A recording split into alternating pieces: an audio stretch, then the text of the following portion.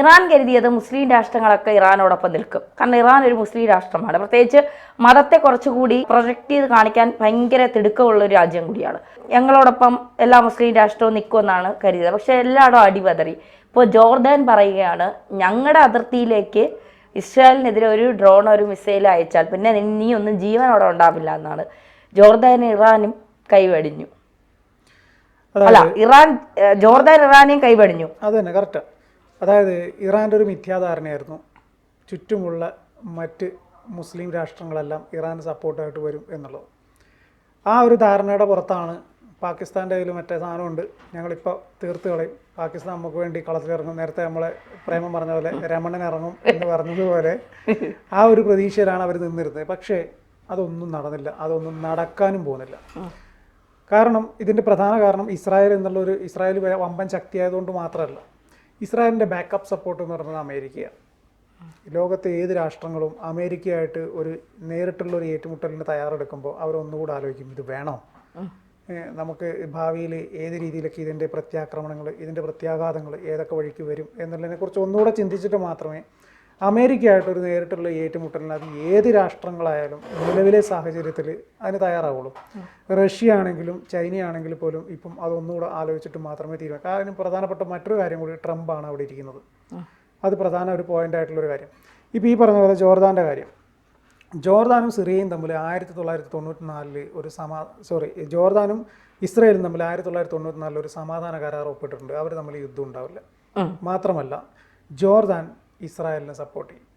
നിലവിലെ സാഹചര്യത്തിൽ ഇറാൻ ഇസ്രായേലിലേക്ക് വിട്ടു എന്ന് പറയുന്ന പല മിസൈലുകളും ജോർദാനാണ് അടിച്ച് താഴെയിട്ടുള്ളത്. അതേസമയം ഇസ്രായേൽ ഈ ഇറാനിലേക്ക് വിടുന്ന മിസൈലുകളൊന്നും ജോർദാൻ ഒന്നും ചെയ്തിട്ടുമില്ല, തടയത്തില്ല, ഒന്നും ചെയ്യില്ല.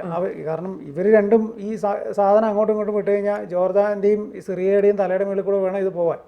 അവർ രണ്ടുപേരും വിചാരിച്ചാൽ മാത്രമേ ഇവർ പ്രതീക്ഷിച്ച സ്ഥാനത്ത് ഈ സാധനം പതിക്കണോ വേണ്ടോ എന്നുള്ളത് ഈ രണ്ട് രാഷ്ട്രങ്ങൾ തീരുമാനിക്കണം.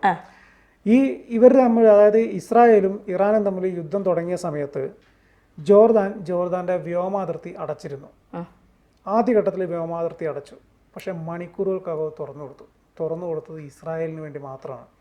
അവർ തമ്മിലുള്ള ടൈപ്പ് അത്രമാത്രം അടുത്ത ബന്ധമുള്ളത്. അതായത് ജോർദാൻ്റെ അഹമ്മദുള്ള രണ്ടാമൻ രാജാവ് നെതന്യാഹു, അവർ രണ്ടും ഭയങ്കര സുഹൃത്തുക്കളാണ്.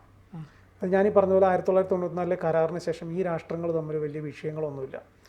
അപ്പോൾ ഇറാൻ്റെ പ്രതീക്ഷ അവിടെ അസ്തമിച്ചു. ഇറാൻ പ്രതീക്ഷിച്ച് ഈ ജോർദാനും കൂടെ നിൽക്കും എന്നുള്ള പ്രതീക്ഷ ഉണ്ടായിരുന്നു. അപ്പോൾ എന്താ, കുറച്ചും കൂടെ നമുക്ക് ഇവരെ അടിക്കാൻ കുറച്ചും കൂടെ എളുപ്പമാകും എന്നുള്ളൊരു ധാരണ ഉണ്ടായിരുന്നു. അതവിടെ പോയി കിട്ടി. മാത്രമല്ല ജോർദാൻ ഇറാന് ജസ്റ്റ് ഓപ്പോസിറ്റ് ആയിട്ടുള്ള പ്രതികരണങ്ങളാണ് തരുന്നതും കൂടെ. അപ്പോൾ ഇറാൻ പ്രതീക്ഷിച്ചതിൻ്റെ ജസ്റ്റ് ഓപ്പോസിറ്റായി കാര്യങ്ങൾ. ഇസ്രായേലിന് ഫുൾ സപ്പോർട്ട് കൊടുക്കുകയാണ് ജോർദാൻ ചെയ്തുകൊണ്ടിരിക്കുന്നത്. അപ്പോൾ ജോർദാൻ ഇപ്പോൾ പറഞ്ഞതുപോലെ ജോർദാൻ്റെ ഭാഗത്തു നിന്നുള്ള യാതൊരു വിധത്തിലുള്ള സപ്പോർട്ടും ഇറാൻ പ്രതീക്ഷിക്കേണ്ടതില്ല എന്നുള്ളതാണ് വസ്തു. ജോർദാനും സിറിയയും ഈ രണ്ട് രാഷ്ട്രങ്ങളും ആണല്ലോ ഇവർക്കിടയിൽ ഇറാഖുണ്ട്. അപ്പോൾ ഈ രണ്ട് രാഷ്ട്രങ്ങളും പൂർണ്ണമായിട്ടും ഇറാനെ കൈയൊഴിഞ്ഞ സമയത്ത് ഇപ്പോഴത്തെ ഇറാൻ്റെ മുന്നിലുള്ള ലക്ഷ്യം എന്ന് പറഞ്ഞു കഴിഞ്ഞാൽ ഇസ്രായേലിനെ അടിക്കാൻ ആരാണ് ഞങ്ങളെ സപ്പോർട്ട് ചെയ്യുക എന്നുള്ളൊരു ചോദ്യമാണ് ഉള്ളത്. അപ്പോൾ നേരത്തെ നമ്മൾ സൂചിപ്പിച്ചതുപോലെ തന്നെ ചൈനയുടെ ഭാഗത്തു നിന്ന് ചെറിയ തോതിൽ സപ്പോർട്ടൊക്കെ കിട്ടുന്നുണ്ട് എന്നുള്ള വിവരങ്ങൾ പുറത്തു വരുന്നുണ്ട്. അത് പക്ഷേ ഇറാന് ഗുണം ചെയ്യൂല. ചൈന സപ്പോർട്ട് ചെയ്ത് കഴിഞ്ഞാൽ സ്വാഭാവികമായിട്ടും അമേരിക്ക കളത്തിലിറങ്ങും. അമേരിക്ക കളത്തിലിറങ്ങിക്കഴിഞ്ഞാൽ പിന്നെ ഇറാൻ്റെ കാര്യത്തിൽ പിന്നെ ഒന്നും നോക്കാനുണ്ടാവില്ല, എല്ലാം വെറും ചാരം മാത്രം. അമേരിക്ക ഇറങ്ങിക്കഴിഞ്ഞാൽ ഈ ചൈനയെ എങ്ങനെ വിശ്വസിക്കുന്നു എന്നാണ് എനിക്ക് മനസ്സിലാവുന്നത്. പാകിസ്ഥാന് കുറച്ച് കളിപ്പാട്ടങ്ങൾ കൊടുത്ത് അവരെ പറ്റിച്ചു. ഇനി കുറച്ച് ആയുധങ്ങൾ ഇറാന് കൊടുത്ത് എനിക്ക് തോന്നുന്നു അവിടെ ഈ വേസ്റ്റായി കിടക്കുന്ന സാധനങ്ങളൊക്കെ എങ്ങോട്ടെങ്കിലും കൊണ്ട് കയറ്റി എത്തിക്കണമല്ലോ. അതിനുവേണ്ടി ആയിരിക്കും ഇവന്മാർ ഈ യുദ്ധം ഉണ്ടാവുന്ന രാജ്യങ്ങൾ നോക്കി, വലിയ ആയുധ ശേഖരണമൊന്നും ഇല്ലാത്ത രാജ്യങ്ങൾ നോക്കി കൊണ്ടുവന്ന് നിങ്ങൾ ഇത് വെച്ചാൽ നാളെ തന്നെ ഇസ്രായേൽ തീരും എന്ന് പറയും. ചൈന ഉണ്ടാക്കുന്ന പരീക്ഷണ ഇതായിരിക്കും, അതെ, പൊട്ടിച്ചു നോക്കാൻ കൊടുക്കുന്നതായിരിക്കും. ഏതോ സിനിമയിൽ ഹെൽത്ത് ഡിപ്പാർട്ട്മെന്റിന് മാമുക്കാക്കി ഫുഡ് സേഫ്റ്റി ഇൻസ്പെക്ടർ കൊടുക്കുന്നില്ലേ, അതുപോലെ ഒരു പരീക്ഷണം നോക്കട്ടെ ചെറുത്, എന്നിട്ട് ഇങ്ങനെ ദൂരെ നോക്കും, നിങ്ങൾ ഉണ്ടാക്കിക്കോ, ഇറാൻ യുദ്ധം നടത്തിട്ടുണ്ട്, ഇറാൻ നമുക്ക് പൊട്ടിച്ച് പരീക്ഷിക്കാന്ന് പറഞ്ഞ് ഫോട്ടോ നോക്കട്ടെ വെച്ചിട്ട് അവർക്ക് കൊടുത്തായിരിക്കും. ഇവിടെ ഇത് ചൈനയുടെ ഉൽപ്പന്നങ്ങൾ പണ്ടായിരുന്നില്ലേ മെയ്ഡ് ഇൻ ചൈന, അത് തന്നെ ഒരു ബ്രാൻഡാണ്. നമ്മുടെ നാട്ടിൽ മെയ്ഡ് ഇൻ ചൈന എന്ന് പറഞ്ഞാൽ ഒന്നുമില്ല, തീർന്നു. അതെ. അപ്പോൾ നമുക്ക് വേറൊരു കാര്യം, നമ്മളിപ്പോൾ ചിരിച്ച് കളിച്ച് നമ്മൾ ഇതിനെക്കുറിച്ച് സംസാരിക്കുകയാണെങ്കിലും യുദ്ധം എന്ന് പറയുന്നത് ഏത് സ്ഥലത്താണെങ്കിലും അതൊരു ഭയങ്കര ഭീകരമായ ഒരു അന്തരീക്ഷമാണ്. ആ അന്തരീക്ഷത്തിൻ്റെ ചുവട്ടിൽ നിൽക്കുന്ന അത് അനുഭവിച്ചിട്ടുള്ള ആളുകൾക്ക് മാത്രമേ യുദ്ധത്തിൻ്റെ അനന്തരഫലങ്ങൾ എന്തൊക്കെയാണ്, അതിൻ്റെ ഭീകരാന്തരീക്ഷം എന്താണ്. നമുക്ക് ഇന്ത്യയും പാകിസ്ഥാനും തമ്മിലുള്ള യുദ്ധം നടന്നപ്പോൾ പോലും കേരളത്തിലിരുന്നിട്ട് ഇപ്പം ചാനലിലിരിക്കുന്നവർക്ക് 1, 2, 3 എന്ന് പറഞ്ഞിട്ട് പറയാനുണ്ടായ ധൈര്യവും ഇത് കിട്ടിയത് മുഴുവൻ യുദ്ധത്തിൻ്റെ യാതൊരു അനന്തരഫലവും നമ്മൾ അനുഭവിക്കേണ്ടി വരില്ല എന്നുള്ളത് ധൈര്യത്തിൻ്റെ പുറത്താണ്, ആ ഒരു ധൈര്യത്തിലാണ്. പക്ഷേ ഇപ്പോൾ ഇവിടെ ഇറാനും ഇസ്രായേലും തമ്മിൽ ശക്തമായ യുദ്ധം നടക്കുന്നുണ്ട്. ഇസ്രായേൽ ഒരുവിധം സാധനങ്ങളൊക്കെ ഇറാൻ്റെ തീർത്ത് കൊടുത്തിട്ടുമുണ്ട്. ഇനി ഇറാൻ എന്തെടുത്തിട്ടടിക്കും എന്നുള്ളതിനെക്കുറിച്ചുള്ള ചർച്ചകൾ നടക്കുന്ന സമയത്ത് ഇറാൻ്റെ മുന്നിൽ ഇനിയുള്ള ഒറ്റ കാര്യം ഇതെങ്ങനെയെങ്കിലും കോംപ്രമൈസ് ചെയ്ത് തീർക്കുക എന്നുള്ളത് മാത്രമേ ഉള്ളൂ. അതുവരെ ഇസ്രായേലിനെ പേടിപ്പിക്കുക, ഒരു ഭാഗത്ത് ഇസ്രായേലിനെ പേടിപ്പിക്കുക, മറുഭാഗത്ത് ഇത് കോംപ്രമൈസ് ചെയ്യാനുള്ളൊരു ശ്രമം നടത്തുക. പാകിസ്ഥാൻ ഉൾപ്പെടെയുള്ളവർ ഇറാനെ കൈവിട്ടു, വേറെ രക്ഷയില്ല എന്നുള്ള. കാരണം പാകിസ്ഥാൻ ഇവരെ സപ്പോർട്ട് ചെയ്ത് കഴിഞ്ഞാൽ അമേരിക്കയുടെ ഭാഗത്തു നിന്ന് പാകിസ്ഥാന് സപ്പോർട്ട് കിട്ടൂല. ഇസ്രായേൽ എന്നുള്ളത് ഒരു ചെറിയൊരു പേര് മാത്രം ഇങ്ങനെ കൂട്ടിയാൽ മതി. ബാക്കിൽ നിന്ന് കളിക്കുന്ന മുഴുവൻ അമേരിക്കയാണ്. അത് മറ്റ് രാഷ്ട്രങ്ങൾക്ക് കൃത്യമായിട്ട് അറിയാം. ഇപ്പോഴും ഇറാൻ അത് മനസ്സിലായിട്ടില്ല എന്നുള്ളതാണ് എനിക്ക് തോന്നുന്നത്. ഈ ജോർദാൻ എന്ന് പറയുന്നത് പ്രവാചകൻ നബിയുടെ പിൻഗാമികളായവരാണ് എന്നാണ് പറയുന്നത്. അപ്പോൾ പൂർണ്ണമായ ഒരു മുസ്ലിം രാഷ്ട്രം. അതെ, എന്തുകൊണ്ടായിരിക്കും ഇവർ ഇറാനെ സപ്പോർട്ട് ചെയ്യാത്തത്? ഇറാനെ ഒരു കാരണവശാലും അവർ സപ്പോർട്ട് ചെയ്യുന്നില്ല. പണ്ട് മുതലുള്ള വ്യാപാര ബന്ധങ്ങളും മറ്റ് ബന്ധങ്ങളും കൂടുതൽ ഇസ്രായേലുമായിട്ടാണ് അവർക്ക്. മുൻപ്